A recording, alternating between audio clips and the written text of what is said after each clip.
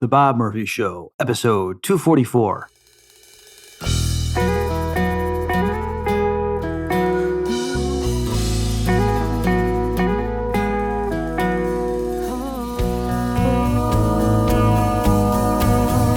There's a tidal wave coming.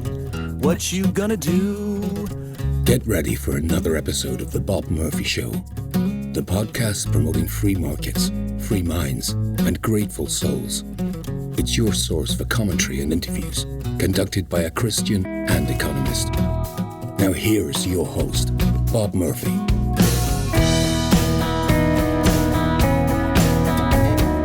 Hey everybody, welcome to another episode of The Bob Murphy Show. Today I'm going to be interviewing Jason Rink, who is an award-winning producer and director of commercial and documentary films.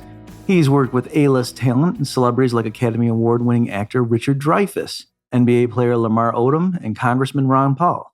He's worked with global brands such as Aston Martin and Toyota, and recently he was featured on The Tucker Carlson Show to discuss his latest documentary on January 6th, a film that got him permanently banned from Twitter, Facebook, and Vimeo.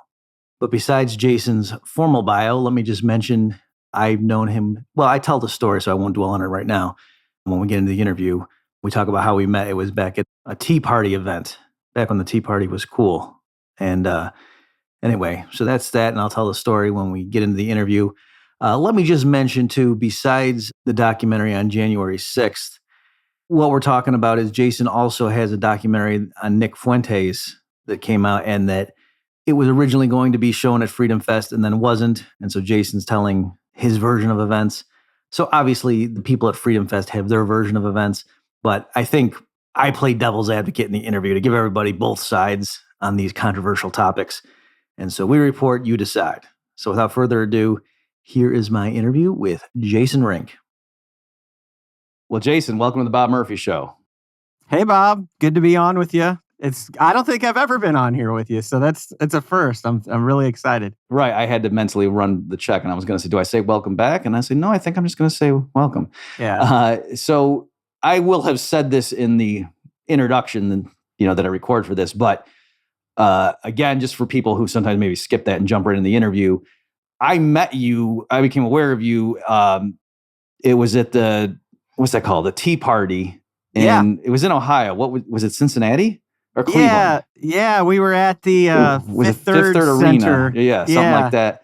And it was funny. I don't know if you remember this, but it was Sean Hannity was supposed to be the headliner for that event, and then he pulled out. He was going to record his show there, and then he pulled out at the last minute, and we didn't know why. And then the official story was, executives at Fox were concerned that the organizers of that event were charging like a lot for tickets, like to be near Sean Hannity.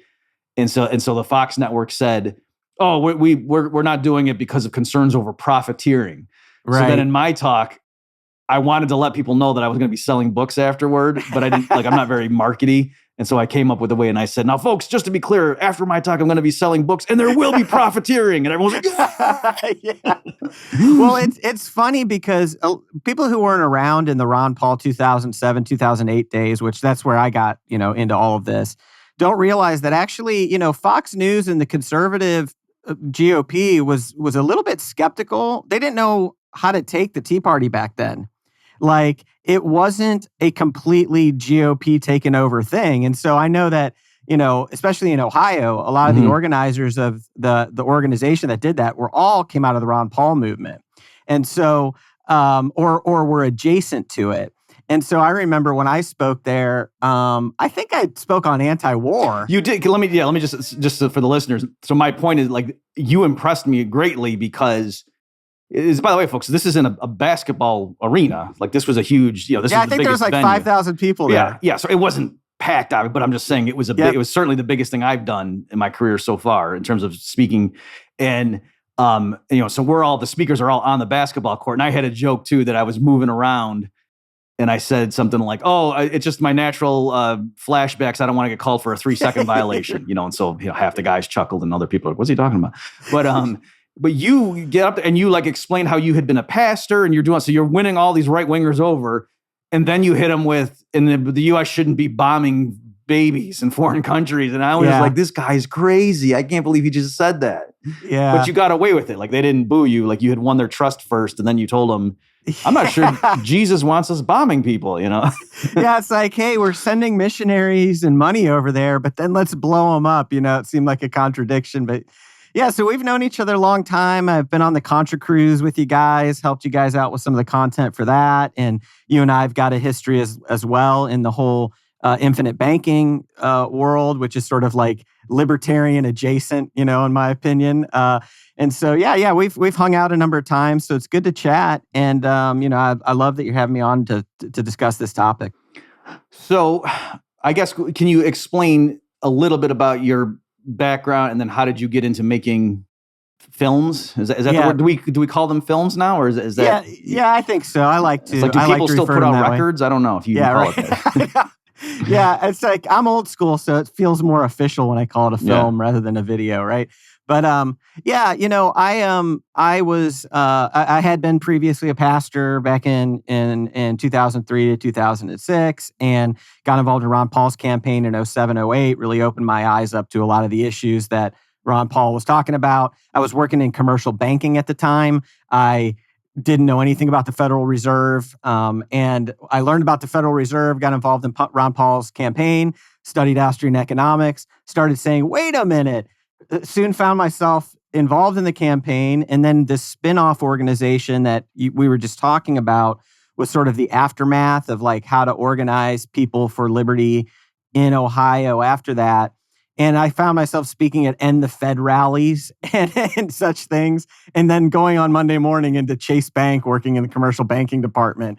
So, even back then, we really sort of, the genesis of sort of the next phase of my life was that we had a big rally at the State House in Columbus, Ohio. Andrew Napolitano came out. There was 10,000 people there. I spoke at it. And I found myself on Greta Van Susteren later that night in 2009. And I got on there, started talking about what we were doing, all of this. And Chase Bank got wind of this, seized my laptop the next day, sent out a message to the whole business banking. You can't take any unapproved media appearances, blah, blah, blah. Can I ask you, did it identify you as an employee of Chase Bank? Well, it's funny, if you Google Jason Rink Greta Van Susteren on YouTube, you'll find the clip. It's still there, because this was like 2009, and she ended up asking me about what I did for a living, and I was sort of like, I'm doing this on my own. It's just like a concerned citizen, but it's sort of the cat was out of the bag at that point, and I just realized I was at a point of decision. Like, I could either continue in corporate America, or I could try to figure out how to do this for a living or do something else that more aligned for me. And so, I had gone to film school in the early 90s. That's what I wanted to do with my life. But I sort of, God and life took a different course for me. And so I started thinking about how could I get into production? And I had an opportunity to move down to Austin to lead a nonprofit down here that was libertarian education. And I was like, I think we can start making content out of this. And so I left commercial banking, came down to Austin in 2009, been down here ever since, and made my first film, Nullification, the Rightful Remedy, with Tom Woods and Michael Bolden. I believe that was 2011. And that was sort of my bootstrapped documentary, didn't know what I was doing, and ended up putting that into Anthem Film Festival at Freedom Fest and won a couple of awards and won the Audience Choice and Best Libertarian Ideals back in 2012. And so ever since then, I've been on a journey. I've got my own production company now. I spent 3 to 4 years working with John Popola at Emergent Order. John mentored me in many, many areas of what I do now. And for people who don't know, among his other feathers in his cap, John made the Keynes Hayek rap videos. Exactly, yeah. So, I had the opportunity to work with a great company that was doing free market economics and libertarian leaning education and entertainment.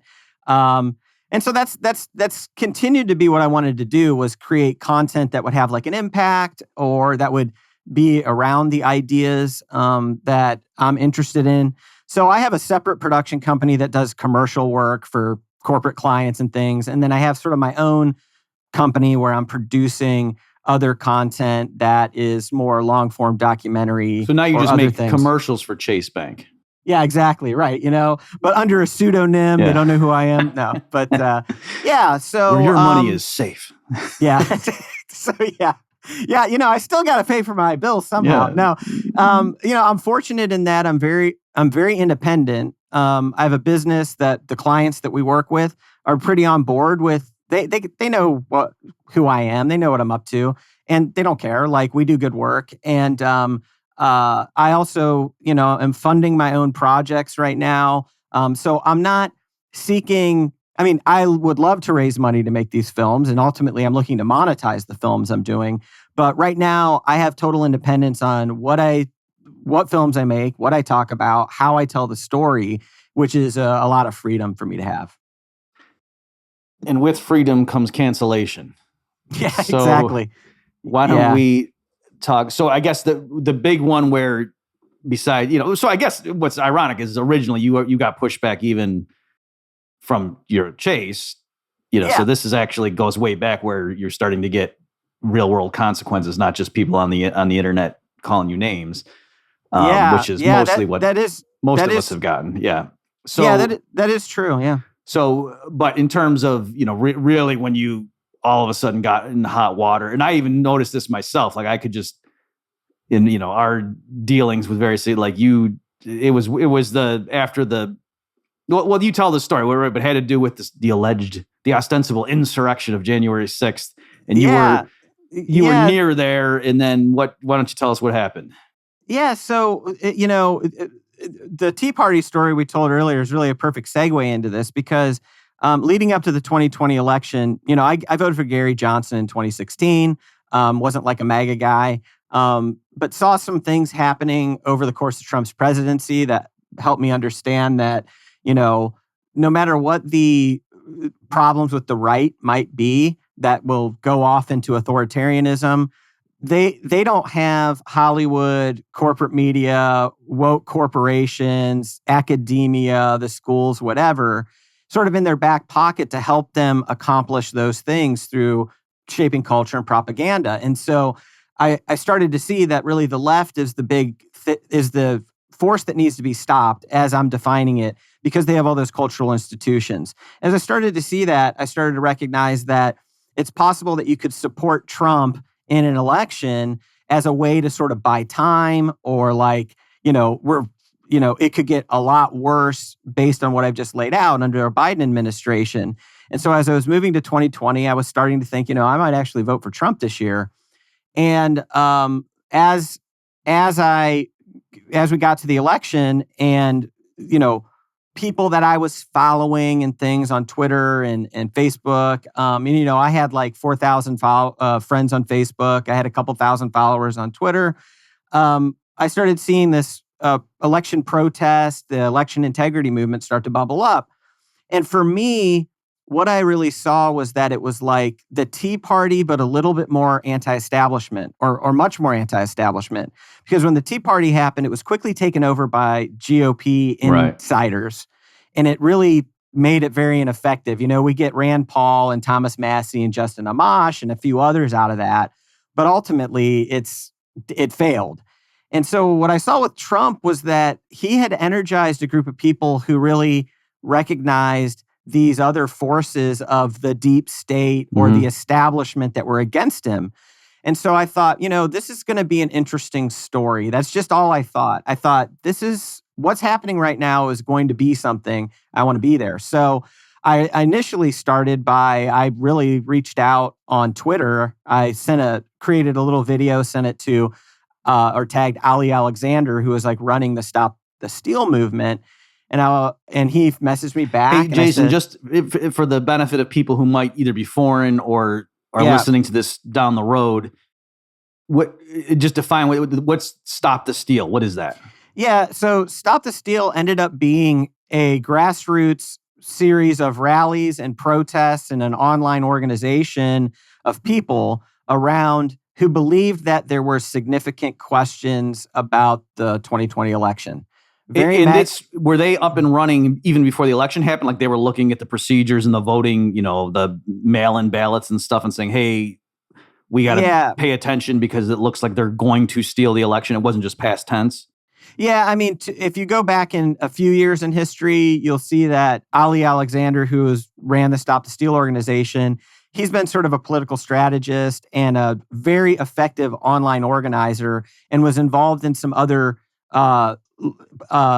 election-oriented things back in Florida, I believe, in 2018. They exposed some election fraud there, and so in a minor way. And so he had built a bit of an infrastructure around it, but he wasn't planning to do this. Like he was recruited really by other people who said, "Hey, we really think there's problems here," and they basically decided to just to clarify, it. Though, my point though is, correct me if I'm wrong, but it wasn't that, after Trump lost, they said, well, they stole the election. That going into it ahead of time, they were warning, hey, there's some issues here. Yes. Okay.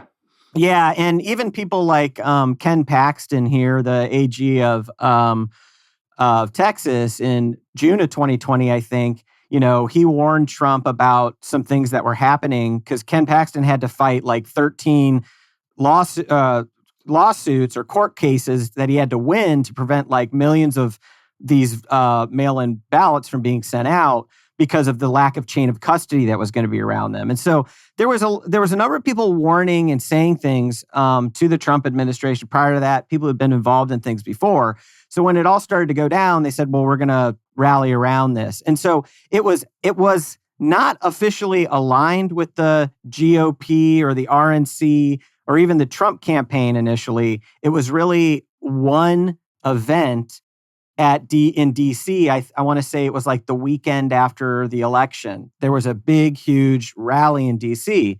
And so out of that came what ended up happening, which was organizing at all of the different states, and different leaders rose up, and you had a very crazy mixture of people involved. A guy named Brandon Straka, who is like a gay man who ran something called Walk Away, which was for Democrats who were moving over to the Trump side since 2016.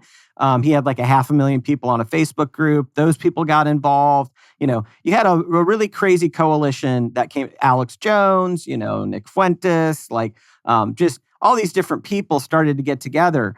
And so I saw that happen that first time, and then ended up a week later in Georgia for like sort of the next big event, because I just asked Ali, like, hey, can we follow what's you guys? Okay, so you're going around with a camera, just getting footage at the Stop the Steal thing that happened right after the election that you said was in D.C.?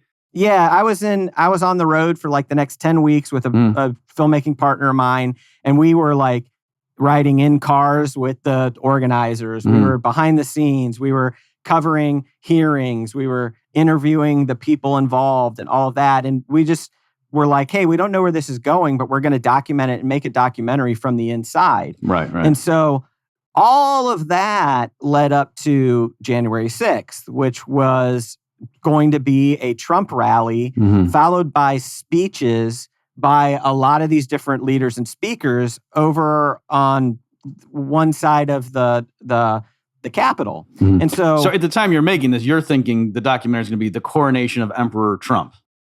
Well, what I would say is this. I think a lot of people thought that Jan 6th was actually just going to be Trump's last speech. Right. Okay. Because most people understood and didn't believe that anything was actually going to change in the tallying of the election. Now, a lot of people,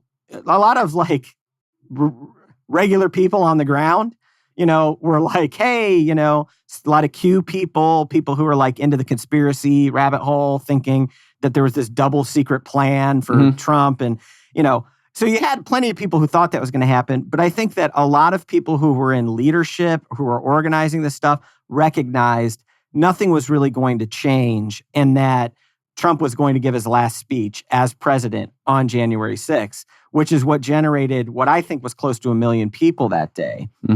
And so the Stop the Steal organization actually had a permitted stage on one side of the Capitol where all the speakers were going to speak that day. And so, there was no idea, and I'm speaking as somebody I was on planning calls prior to 2 days before the event. There was no idea that there was going to be a breach of the Capitol, that people were going to go into the Capitol, that anything was going to happen like that. People were going to walk over there to listen to speeches. That was a permitted event. And so the way that Jan 6 went was very unexpected for all of us that were involved. In hindsight, it's you can look back and say, well, you could see how that would happen.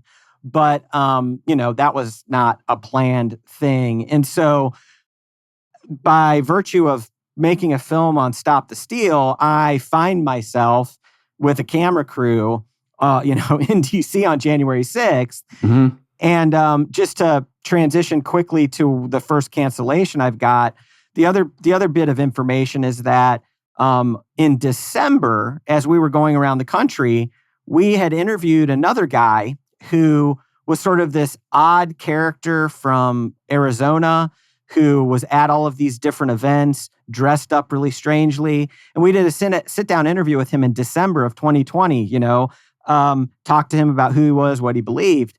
Well, then on January 6th, the photos from inside the Capitol start coming out, and lo and behold, that guy we interviewed in December was the Q Shaman with the horns and face paint, the very iconic figure of the day. And so when those photos started coming out and we saw that he got inside, my filmmaking partner, Paul, texted me and was like, oh my God, Jake got in. His name's Jacob Chansley. And I immediately was like, we got to interview him about what happened. And so we had his cell phone number because we'd already been in contact with him. He knew who we were. And so he agreed to do a sit down with us on January 7th at 10 a.m. in a hotel right near the Capitol. And that would end up being the only sit-down interview like that he gave like that prior to being arrested 2 days later. And he's been in jail ever since then. And so we found ourselves in a situation where we had this very tell-all interview from the most iconic figure of the day. And we decided, we've got a whole separate documentary potentially to start making on this guy to sort of tell the story of the lead up and the day of Jan 6th and the aftermath.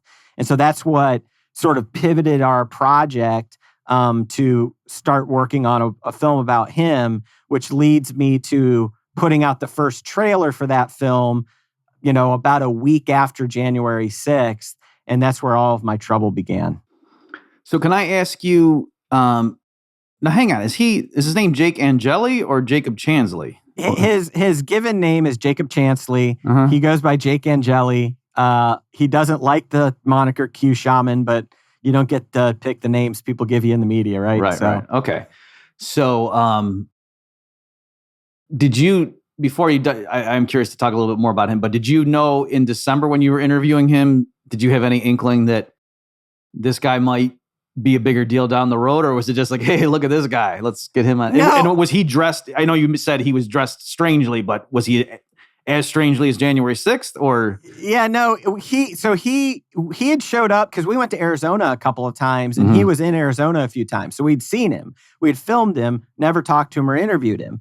But then in DC, he was actually dressed in a suit with a MAGA hat, drumming in front of the Supreme Court, I think. He was trying to sort of cast out evil spirits through a shaman thing. So he looked like a kind of normal guy, except for the fact that he's, drumming in front of the Supreme Court. But we knew it was the same guy. And so I was actually kind of not interested in interviewing him. It was the other guys that were with, they're like, hey, and it was kind of the first interview that we really did in DC. And so we're like, okay, yeah, let's just interview him and get a guy who's involved in this thing clearly. We had no idea, didn't think we'd see him again. So it was literally a series of divine providence, right place, right time, having built a access and relationship with a guy who then becomes this iconic figure of the day. So just for people, I just looked and he was sentenced to 41 months? Yeah. So what happened is that with January 6th, and what I like to talk about a lot is that I have seen how the January 6th narrative is very sacred to the regime or the establishment. And so because January 6th had to be like the next 9/11, the next Civil War, insert whatever thing, they charged as many people as possible. And actually, Michael Sherwin, who I think he's with the Department of Justice, he went on 60 Minutes and talked about how after Jan 6th, before the inauguration, their goal was to try to charge as many people as possible through a shock and awe campaign. And that they started with internet influencers and people who had big platforms or notoriety to be a part of that. And so they just went ahead and cast the biggest net possible and pulled as many people in as possible. And so Jake was one of those people. He was arrested 2 days later and ended up spending almost 300 days in solitary confinement because during COVID, they used that as an excuse as to why they had to put all these people in solitary confinement. And so this is pre-trial. And he was denied bail because he wrote a threatening note to Mike Pence and he had a spear tip on the top of his flagpole. And so he was denied bail. So he spent 300 days in jail. And the biggest felony that most people were charged with, over 200 people who went in the Capitol were charged with a felony that was basically interrupting an official proceeding. It's interrupting Congress. Carries a maximum of 20 years in prison.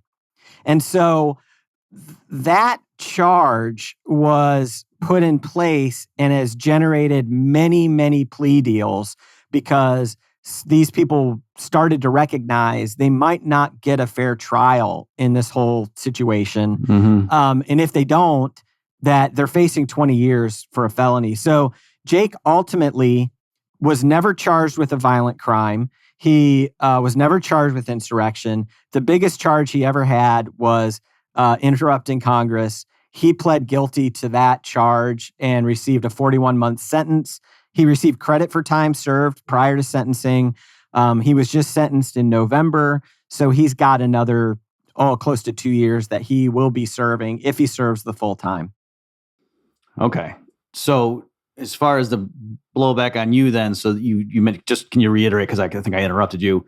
No, that's so fine. How did you, this is what, because you got the footage of this guy and then, hey guys, let's do a document. Now we got two documentaries. We got the Stop the Steal and then we got to talk about this Q Shaman guy. Yeah. And this is when you started noticing like definite blowback and, consequences to your personal life. I still had all my social media at this time. And we recognized that there was like a window of time where the trajectory of his media presence was like going through the roof. And so we're like, hey, we want to leverage this. Like we knew we had the only interview likely that he would give. And so we put together a trailer with footage for the Stop the Steal and of him and the media sensation of him and like the memes and, everybody was talking about him. And, it was sort of a lighthearted, it was sort of like, this is a weird individual that everybody knows caught in a very crazy situation. And he's talking a little bit in his own words. So we put out like a 2.5-minute trailer on, I believe, January 12th. And I put it on YouTube. And I think within a handful of hours, it had gotten like 8,000 or 9,000 views. And I had posted a version of it to Twitter and Facebook, or links to the YouTube on Facebook and a native video on Twitter. And, I just didn't think there would be any issue because it wasn't like, it wasn't like saying the election was stolen. It wasn't saying like Trump's awesome. It was just like, here's this guy, we've got a movie about him. And within 12 hours, Twitter had suspended my account and then Facebook had suspended my account. And it was permanent, no recourse. Like I couldn't dispute it. It was just, you're gone. It wasn't take the post down. And then YouTube shortly after pulled the video saying it was inciting violence. And so, that's when I recognized, whoa. And I think a lot of people in my universe also recognized it because I'd always conducted myself on social media as kind of a guy facilitating conversation. I would try to get people with different opinions to play nice together on my page. And, I think a lot of people recognize that, I didn't come across as like a political radical or a Trump MAGA guy or whatever it was. even though I was following these stories that was like on the fringe, right? The election and Jan 6th. But when those got pulled down because of the trailer, for me, that was a strike against independent media, journalism, documentary filmmaking. Because I can tell you that if I put out a trailer that made him out to be like the Osama bin Laden mastermind of January 6th, I don't think it would have got him pulled down. Right. It was the fact that it showed him to be sort of somebody way different than you might suspect he is. That like maybe he's this interesting, well-spoken, intelligent guy with some out there ideas who kind of went into the Capitol and didn't hurt anybody and didn't hurt anything. The other thing that's interesting, I'll just say, is that, you know, one of the things that's really intriguing for me about Jake's story, as he told it on January 7th, is that even back then, less than 12 hours or 24 hours from the event, he talked about how they were led into the Capitol, waved in, like certain things that he told that video has later come out and confirmed. Like he everything he said is checked out. And some of the things were so unbelievable. Like he tells me that he went in and led a prayer with some other guys, like in the Senate chamber or whatever it was. And it's like, yeah, that actually happened. And like, it was just beyond belief. So that's the other thing for me, is that Jake has a lot of credibility because he told a story before video came out to either support or deny it. And it's all supported everything he said. And so, you know, I feel like there's a dimension of getting a story out there that's just truthful. Whereas he was very demonized and that the narrative took the front seat and everything.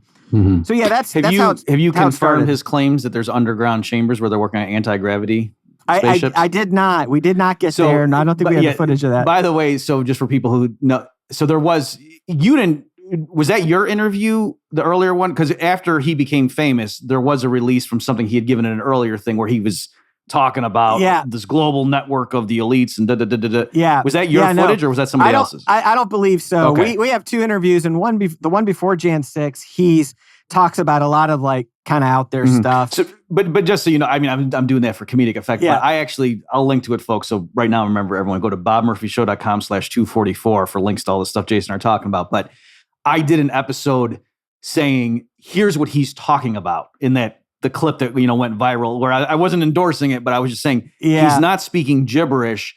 I know, like, he's referring to various theories.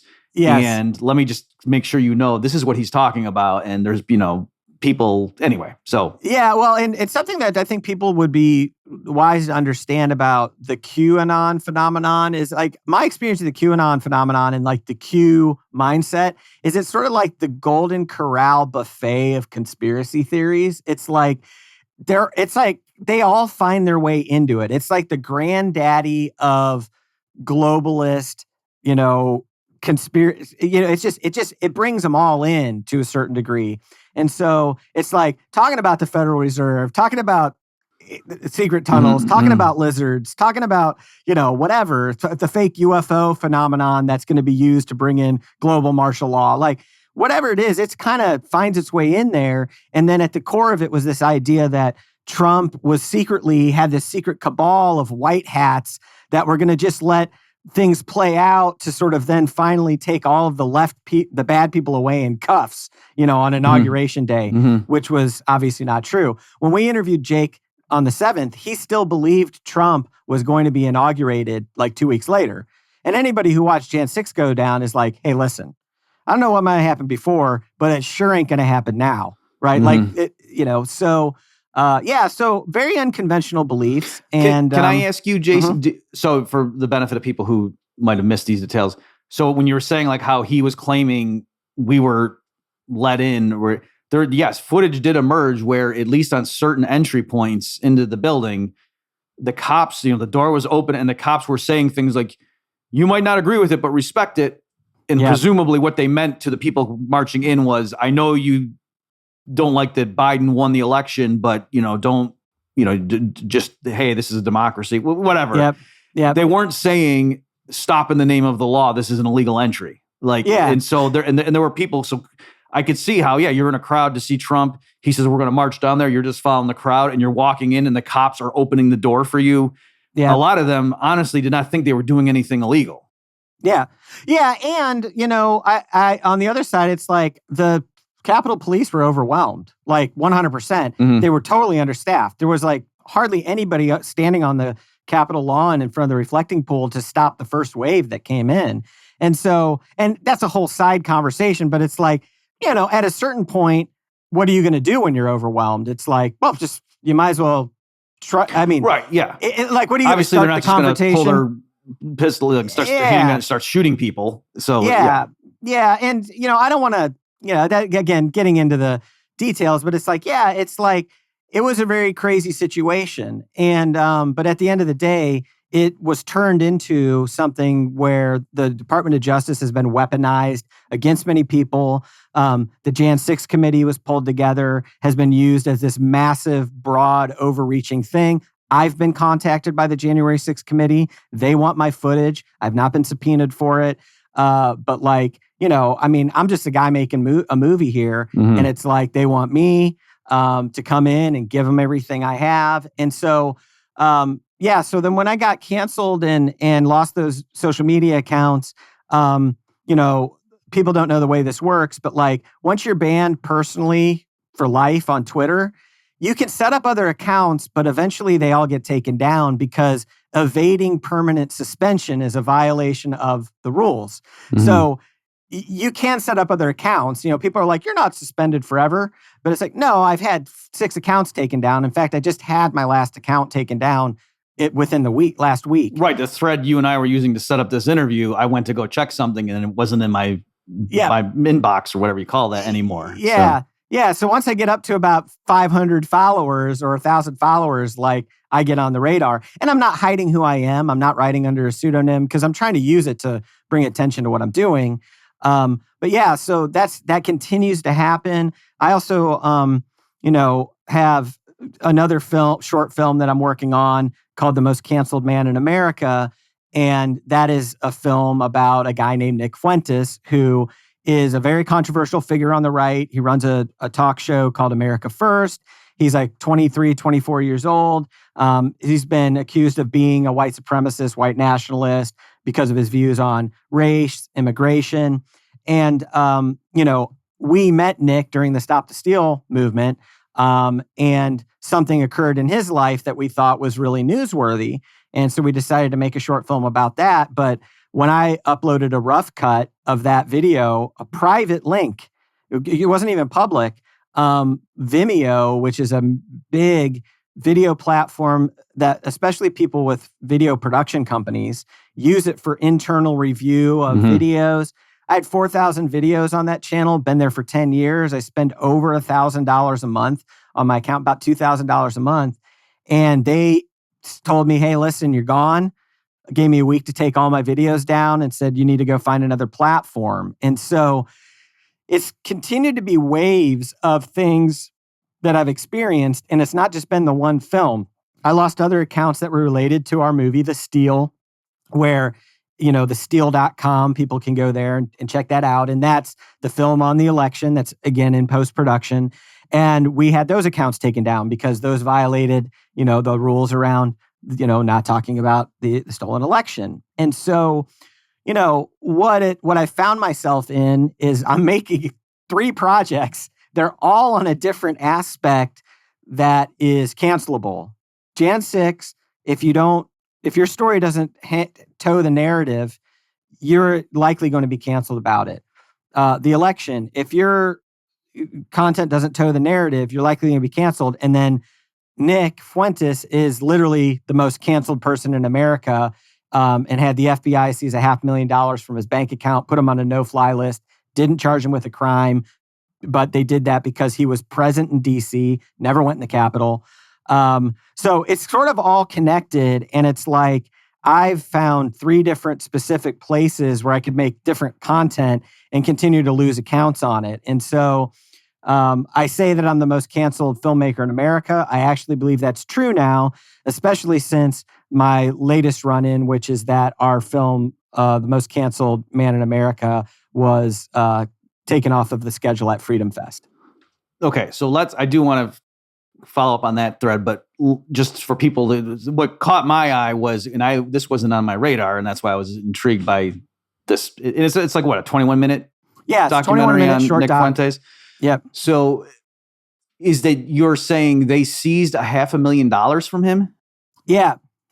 So shortly after Jan 6th, he woke up one day and there was a legal order on his account and his funds were unavailable to him. And he had almost $500,000 or around $500,000 in there. What are we talking about? Like his bank account or PayPal or what? His bank account. Now, he had already been banned from many, many payment processing platforms at that point and has been over time. I think he's got 40 platforms. He's banned from like Airbnb. Mm-hmm. He's banned from Amazon AWS. He's banned from Spotify. And then he's banned from PayPal. He's banned from Twitter, Facebook, all of it. But when it came to this next level of, and people can argue, all day long about private companies, whatever, that's fine with all of that. But when it came to the fact that the FBI opened an investigation on him, seized his money, then he was put on a TSA no-fly list. And so for over a year, was unable to travel via plane, was unable to access his money. And he discovered that this was due to this FBI investigation. And the investigation was that he was in D.C., he was at the Trump rally, he did not go in the Capitol, and they have not charged him with a crime in any way, shape, or form, and, seized his money and put him on that no-fly list as a result. And so for me, that was a escalation of what I saw happening, but in a way that I thought was that libertarians could care about. Even though most libertarians do not like Nick, they don't like his views on certain issues, but that the idea of, hey, we may not like what you believe, but we'll defend you to the death to be able to say it. Mm-hmm. And when the federal government comes in through the Department of Justice, the Department of Homeland Security, and radically changes, in a way, imprisons somebody, or puts them on house arrest in a way, mm-hmm. without formally charging them with any crime, is just I look at that, and when we found out about that story, we said, it doesn't matter what he believes. It's irrelevant to this issue. And in fact, what I think happens for most people is when they find out that he has views that they think are reprehensible or disagree with, it makes it easy. If people could just label him a white supremacist, it makes it easy to say, I don't care to engage at all with any ideas here. I have no curiosity whatsoever about this egregious violation of due process and free speech because I don't like his speech. And even though people in the libertarian community wouldn't say that that's their position, mm-hmm. When the rubber meets the road, and what I feel like I've experienced in the last couple of weeks is that, we're not quite ready to get behind this guy on this issue. We'll wait until it happens to Glenn Greenwald or Spike Cohen or whatever. And it's like, what? That's not what people say. It's just like... That's the vibe you're getting? That's the vibe. It's like, hey, I could take any speaker at Freedom Fest and if I put them in the situation that Nick was in, we're not... people are outraged. The whole community will be behind it, right? But it's like, no, this is just a guy. We don't like him. We don't like what he believes. We don't like what he represents. And so we're not going to, they originally allowed the film to come into the festival, but then things happened and it got removed. And, so to me, it says, hey, listen, we don't even have the space to let this story be told unless I sufficiently disavow his beliefs or paint him in a sufficiently negative light in order for the story to be told. That's kind of what it's come down to at this point. And for me, I think that's a problem because we made certain choices in order to help people sort of see the story for what it was. And if they want to go and check out deeper into what Nick actually believes about things, I think it's worthwhile. But our 21-minute doc is about these massive, egregious violations. And so we don't spend time in the film being like, here's all the sound bites that Slate and Reason and whoever else, go back to say that this guy is, whatever, right? No, we don't do that. And, we could have, but it's a choice that we made. And we didn't do it in the film when Anthem Freedom Fest allowed the film to get in. But then, eventually, and what I believe happened and what I was told happened was certain people got pretty mad about the fact that there was going to be a film that might show Nick in a positive light or create some sympathy or show him as being a victim of massive government overreach that frankly, most people in attendance at Freedom Fest and in that room have never experienced this kind of heavy-handed government coming against them. And so, so that happened a couple of weeks ago. And, at this point, the film has still not been, put back on the schedule. And I don't anticipate that it will be. Okay, yeah. So, and of course, the irony of you making a film to talk about people getting canceled and then worse things happening, like official government violation of property rights in anybody's definition, and then you being disinvited because presumably behind the scenes some other people raised a fuss, and the organizers are trying to placate the outside critics. And real quick on that point, what's sort of interesting is after the film got pulled, I still had a speaking spot at Anthem called fighting the cancel police or something like that. Like I was still had a spot to talk about this topic at the event. So they didn't fully cancel me because they were still going to let me speak about this issue. But I was like, guys, I'm not going to speak about fighting the cancel police at the event that this is happening to me at without talking about what's happening here. And I'm not going to go into an event and just be like, blast them like when that's not an integrity for me. So I said, guys, if the film's not going to be on the schedule, just take me off. I'm not going to speak at the event either. And so that's how that all went down. And for me, like I think there's a couple of things that are larger than what some people might see as like a petty disagreement about, or a big disagreement about whether or not a film should be screened, whether or not it sufficiently makes Nick out to be a bad guy, whether or not it should be there at all. The larger issue for me is actually, number one, who's really going to stand on this issue when it becomes costly? And over the last 18 months, I've had to make decisions on whether or not I'm going to continue to double down to tell the stories I want to tell, even though it's cost me money, reputation, opportunities, all of my social media reach. And so I can appreciate how people don't want to step into the crap. I get it. And I also say, well, what does that mean in a larger sense? Like, my understanding is that certain people from large libertarian organizations made their opinion known, and that's what resulted in actually getting the film taken off. And for me, I say, well, listen, there goes the independence of the film festival. There goes the independence of the event. The next time a controversial film is submitted, I think they're just not going to accept it. Like they're not going to step into this. And as filmmakers like myself continue to have fewer and fewer venues and festivals and platforms that we can screen and show this kind of content, most filmmakers do not have the access to resources that I've had to make this stuff. And so I just think fewer and fewer people will tell these types of stories. And so I think that's a problem too.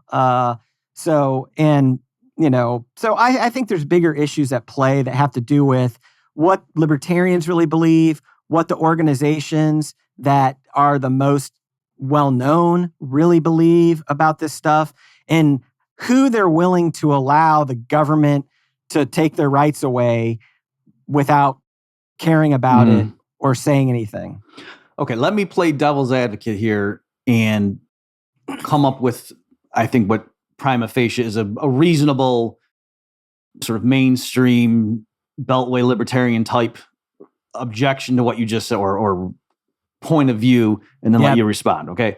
So I could see somebody saying, look at Jason, we're not violating your property rights. You even admitted, all these platforms have the right to do what they want. They're private companies. Freedom Fest is, they're an organization that, they don't owe you anything. Yep. So they have the right to do this. And we're just saying, with the climate as it is right now, there's, the left is accusing us of all being Nazis and things like that. So we're just shooting ourselves in the foot. It's an unforced error. There's plenty of more sympathetic people we can highlight the injustices that the state commits against rather than Nick Fuentes. So yeah, if you're asking me on the side, should they have seized his bank account? No, they shouldn't have. But I don't need to, with the scarce time I have available and the public's attention of all the things to be talking about, poor Nick Fuentes with his gripe or whatever and making jokes about the Holocaust. Yeah. That's stupid. We should focus on something else. So what do you say to that? Yeah. And I actually overall agree with that statement. So meaning, I submitted a film to a film festival that didn't have to accept it, but they watched it and they did. And there's some reasons why. I think they didn't fully vet or know who Nick was.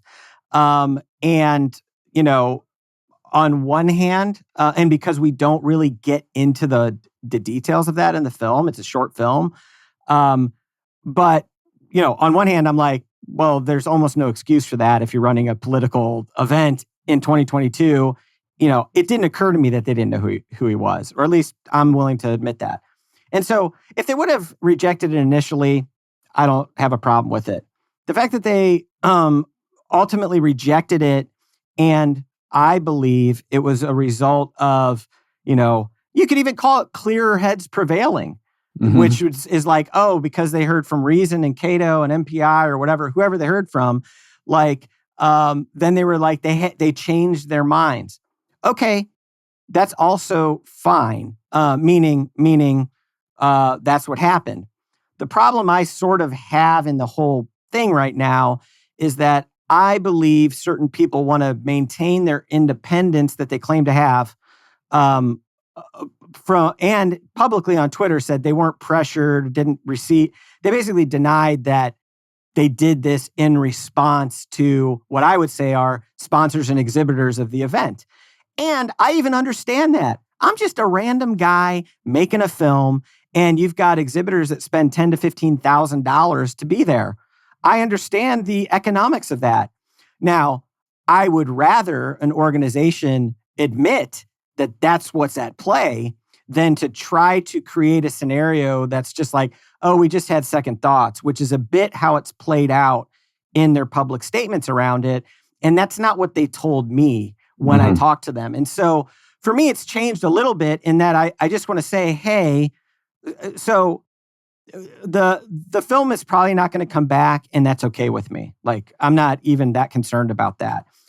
But I do now want to highlight what I think is potentially like the rotten foundation or the cracked foundation of some of these libertarian thinkers and organizations that hold a lot of sway in the space. And frankly, I think there's a shift happening right now. The Mises Caucus taking over the LP is a canary in the coal mine, I believe, about, where people are really at on some of these issues. And I think the old guard is represented in a lot of these organizations that refuse to engage in this topic at this level.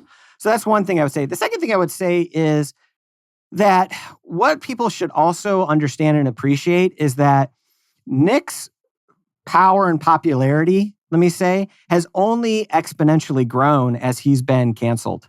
And so he has a political event that's happened 3 times. In 2021, it's called AFPAC. In 2021, there was 400 people there. In 2022, there was 1,200 people. Zoomers, under 25, gamers, meme lords, a very young crowd that is very, very loyal to what he's up to. He's got over 100,000 people on Telegram. He's got tens of thousands of people who watch his nightly live stream. And in a decade, he's going to be eligible to run for president. And so I think it's a much better strategy to honestly engage with his ideas overall and acknowledge a massive wrong here I think that Freedom Fest had an opportunity to olive branch out to a side of the fastest growing side of the right, in my opinion, in creating a space for the film to be shown that is now gone. And it also just gives Nick a little bit more like street cred. And so I think shutting down, censoring conversations and engaging with people like one-on-one or in debate or whatever, like I think it's the best way to handle the ideas. And that's the other thing for me. So, I would want people to know, like, I don't hate the people at Freedom Fest. I've been friendly with them for a long time. I've judged the film festival before. My films won awards at it before. I still appreciate the space that they create and continue to create. And some of my favorite people and memories I've had over the last 10 years has been there at Freedom Fest. And I think when people see my film, they're going to see it and they're going to say, more than likely, they're going to say, yeah, we can see how maybe you could have done this or that different, but overall, this guy's been wronged, and people who care about liberty need to advocate even for people they don't like or disagree with when the government oversteps its bounds on these issues. Okay. So I confess, I tried to do some research on him before, I knew I was going to interview you and this was going to come up. I actually don't know that much about Nick Fuentes. I don't get why he's so big. Is he funny?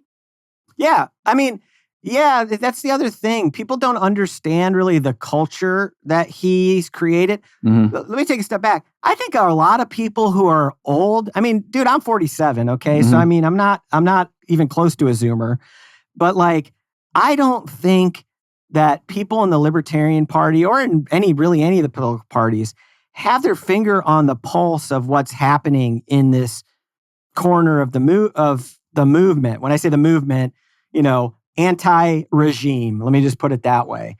And it's like, he's funny. He is very well spoken. He's very intelligent. He can organize people at the drop of a hat. We get into this in the film. And so it's like part of the reason I think he's so, attacked is actually because he's effective. And I was going to say, the FBI can't seize $500,000 from my bank account because it's not in there.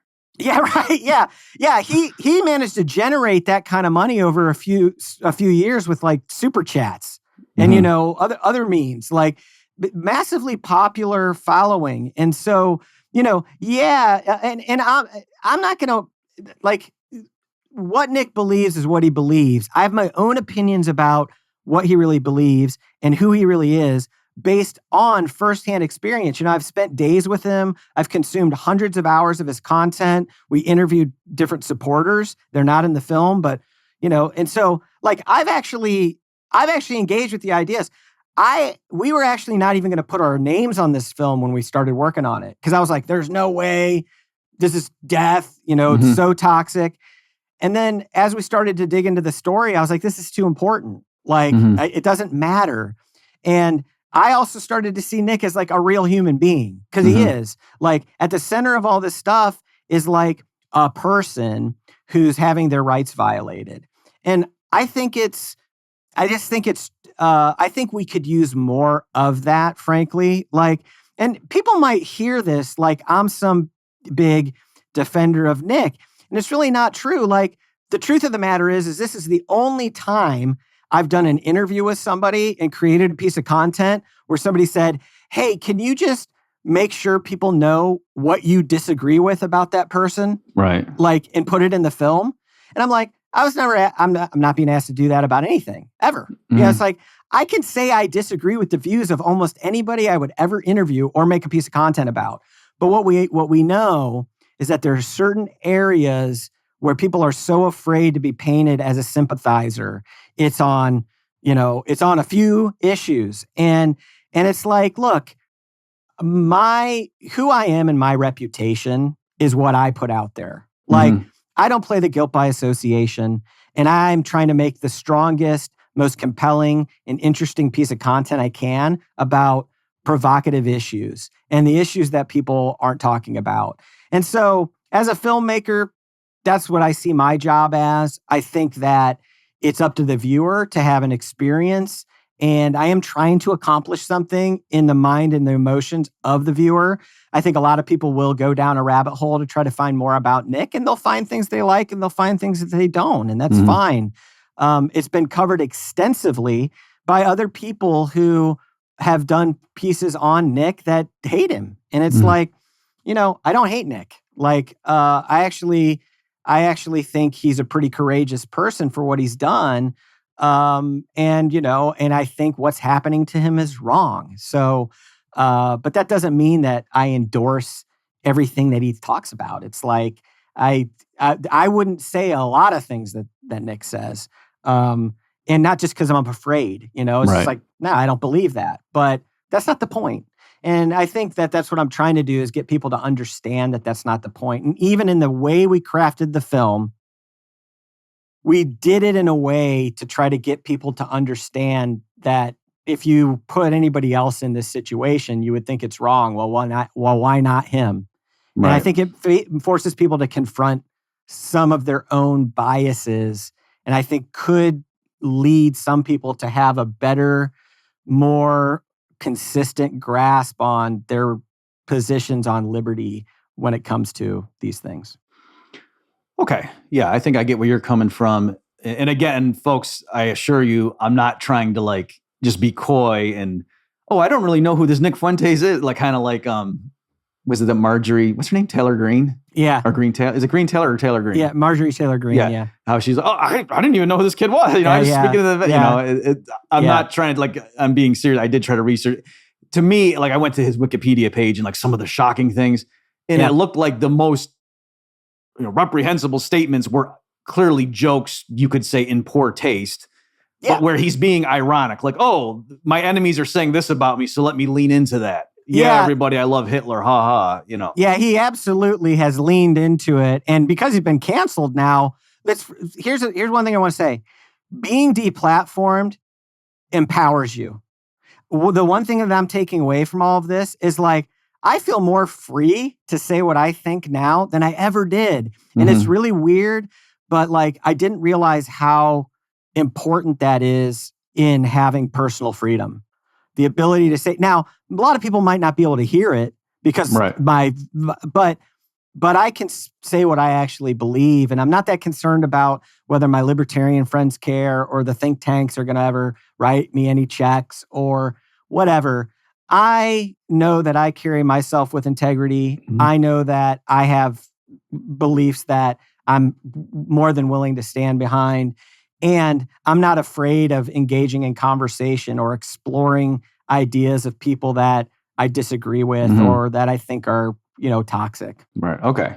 Let me ask you one last concluding question. Again, more of a devil's advocate thing. So I get what when you're justifying what you're doing and saying, look, there's these, what if a left libertarian does the same kind of thing and says, right, exactly. And so that's why I think we should make a film about, some lesbian teacher who lost her job because she told some sixth graders about her girlfriend, and the right's calling her a groomer and all this crazy, all these throwing these names. And, I think a lot of the older boomer right-wingers do not understand what's going on with these kids coming up who have, identity issues, and we need to be more sympathetic. And you can imagine a bunch of people on the right saying, are you out of your mind right now? No, we don't want to be anywhere near that stuff. The public is so mad about this that no, we don't even want to be in the same zip code. Is it looking like we're defending talking to kids about sexual stuff? Yeah.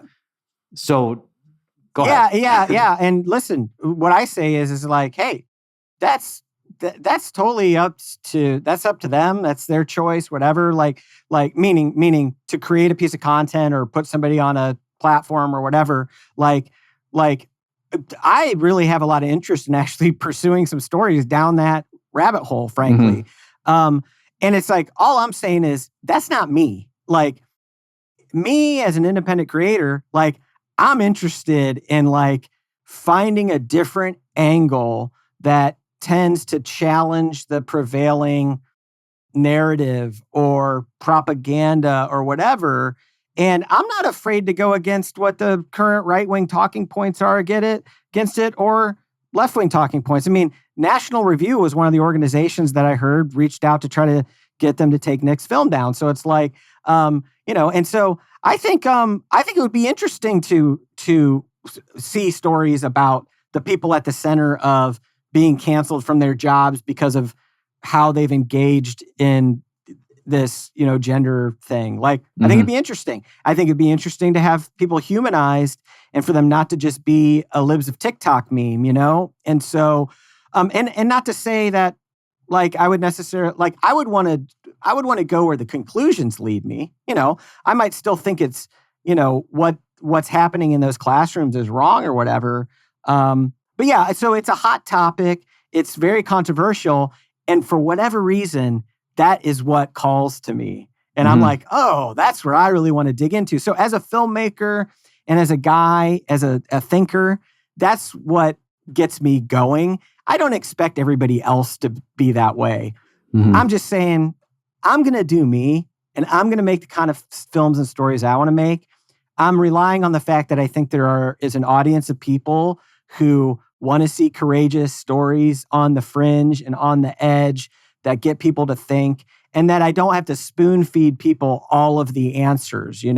I've had people advise me that I could just make a couple little changes to the film and it would like kind of make everything okay. And I'm like, yeah, that just feels like making things really easy and making people comfortable.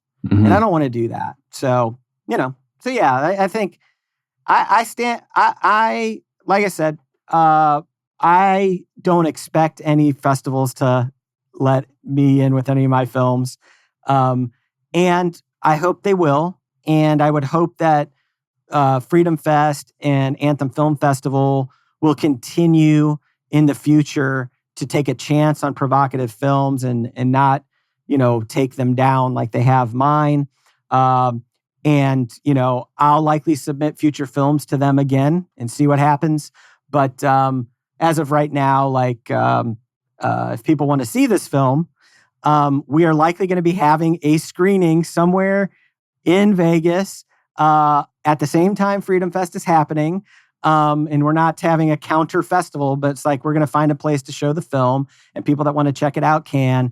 And we're likely going to have a few conversations around the bigger questions around this film. Many of the things we've talked about, I'm looking to have some people who will engage in that. And I think that will be fun. And I'm looking forward to that. So, okay. Well, thanks, Jason. So this is the part where you would give your Twitter handle and such, but that's kind of a moot point. So for people who want to know more about your stuff, is there somewhere they can go yet or still? Well, I do have a Facebook account that hasn't been recanceled. But I also have a Substack that I'm writing on right now. And we're also putting our podcast out on, which we haven't recorded one in months, but we're getting back up again. It's Cancel Proof .substack. And my article that I wrote about this whole experience with Freedom Fest, I wrote that in a Substack article. So I encourage people to just go there, subscribe, and I'm going to continue to put content out there. And that'd be great. Okay, great. So folks, again, go to bobmurphyshow.com/244 for links to the things we've been talking about here. My guest has been Jason Rink. Jason, thanks for your time. Thanks a lot, Bob. It's been a pleasure. You've just experienced another episode of The Bob Murphy Show, the podcast promoting free markets, free minds, and grateful souls. For more information and to subscribe to this podcast, visit bobmurphyshow.com.